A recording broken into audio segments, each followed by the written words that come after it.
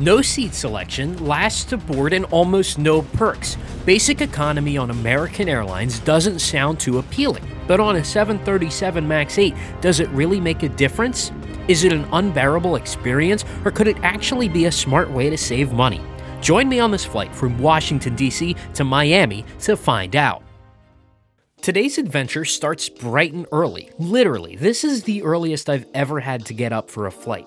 Our 5 a.m. departure, yes, 5 a.m. departure from DCA meant we were in the TSA line when they opened up at 4. American flies out of concourses E, D, and C in Terminal 2 at DCA. Our gate this morning was C27. Security was a breeze for the most part. A ton of people were at Checkpoint 1, so we decided to walk over to Checkpoint 2 where there was virtually nobody. We got through it within 5 minutes. As soon as we got to the gate, boarding commenced. Being in basic economy, one would expect us to board in the last group. However, anyone can board with Group 6 on American if you visit their website and sign up for Group 6 using your AA Advantage account.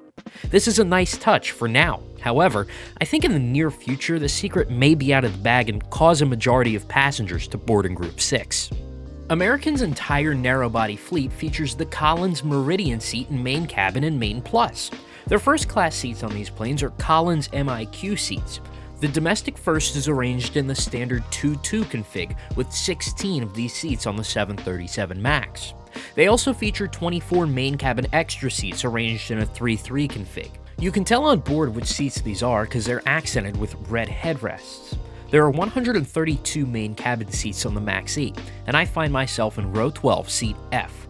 A basic economy ticket on American does allow you to prepay for seat selection, and I did opt to do this as I find American to be the best post-booking seat selection value of all US airlines. I also understand the sentiment that may be shared between you watching this video. Is this really a basic economy flight if you pay to select a seat?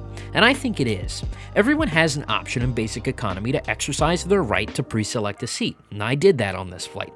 I find it necessary to sit where I want to on a flight for pure enjoyment purposes.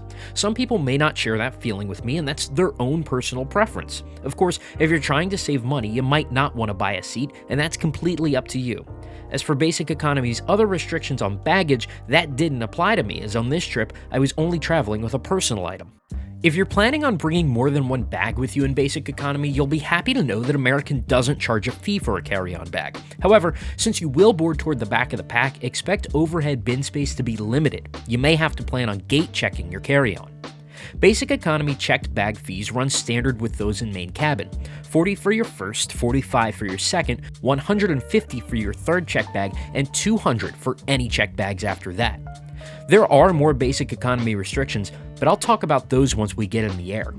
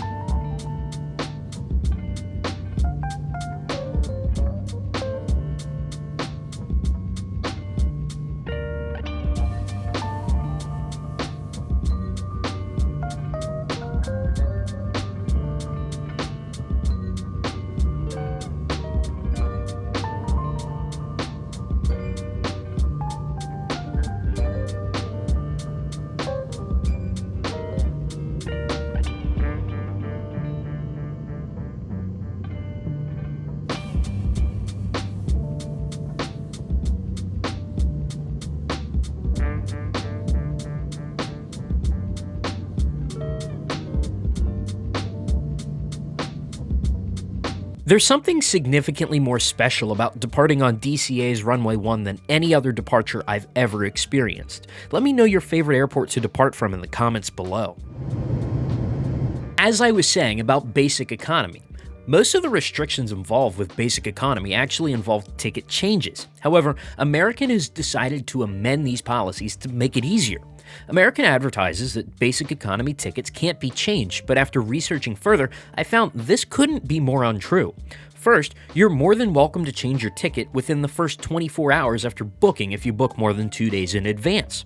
Also, if changes are made after 24 hours of bookings, refunds will not be issued via original payment method. As of January 17, 2024, all AA Advantage members can cancel or change their Basic Economy ticket and receive a travel credit for the amount the ticket was purchased for. If you change to a more expensive flight, you'll just have to pay the fare difference. Honestly, this doesn't sound that different than regular economy on any main US carrier because it's not. Basic Economy really only bites you if you don't know what you're getting into. Baggage is the biggest issue that most people face when booking. And since American lets you carry on a bag and a personal item for free, booking Basic with them, well, it might just be the best value of any US airline. The flight itself was fine, a normal hop down to Florida without any issues. Flight attendants were friendly and the cabin was clean, plus it always helps when the middle seat of your row is empty. As we hit top of descent into Miami, let's talk about the pricing of this ticket. Honestly, for a Saturday morning flight in the middle of January to Miami, I was shocked to only pay $82 for one way. I then paid an additional $12 to select my seat. Again, I didn't change this flight or check any bags, so $94.48 was my total. The only downside to American at this point, in my opinion, is the Wi-Fi pricing. On this day, I took 4 flights with American, and on American, Wi-Fi can be priced up to $25 per flight, with this flight being around $20. I actually opted to buy a month subscription of Wi-Fi for $45 on this trip, and it saved me a significant amount of money. Since I was taking 4 flights, I calculated this Wi-Fi to set me back an additional $12 per flight, stacking this first leg up to a total of around $107. If you wanted to book DCA to Miami on Delta, it would set you back $64 in Basic Economy. However, that would be a 1:55 p.m. departing flight, something that didn't work for me on this trip. On United, you can book Dulles to Miami for $62 in Basic. Again, timing wasn't on my side for that flight. Southwest flies BWI to Miami for an eye-popping $217 one way, but do remember, you get 2 free checked bags and free seating with them. So is American's Basic Economy worth it? In my opinion, yes. It does offer a cheaper option for American's loyal customers with perks that aren't included in any other airline's Basic Economy fares. United actually charges for a carry-on bag in their Basic Economy, and Delta does allow you to cancel your Basic Economy ticket for a fee and with no changes. Delta and United also don't let their Basic Economy passengers earn loyalty points or miles with a booking, whilst American actually does. There is no downgrade in service, there isn't a section of cramped seats in the back, and you don't have to pay for snacks and drinks. I've seen a lot of misconceptions about Basic Economy since carriers introduced the fare class, and the honest truth is, you're never going to experience any of those things on a major US carrier. If you fly Frontier, Spirit, or Allegiant, sure, you're going to be cramped, uncomfortable, and maybe even a little anxious when it comes to flying with them, but Delta, United, and American will never stoop that low. Here's the lowdown. Know before you go. Are you flexible with baggage, seats, and timing? Go for it if you are. Will there be cheaper options? That's something you have to check for yourself. But I did very much enjoy my experience on this American Airlines Basic Economy ticket.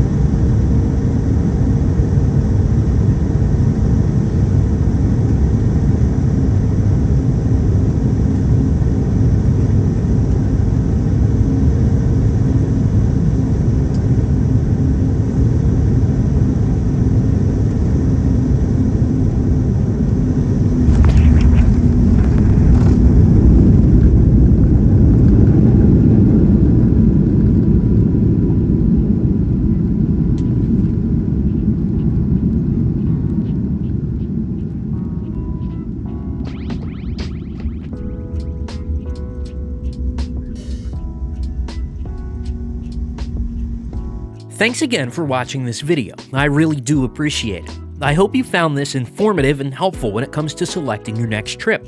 Don't forget to leave a like, subscribe, and comment your experiences on any carrier's Basic Economy, and I'll see you next time.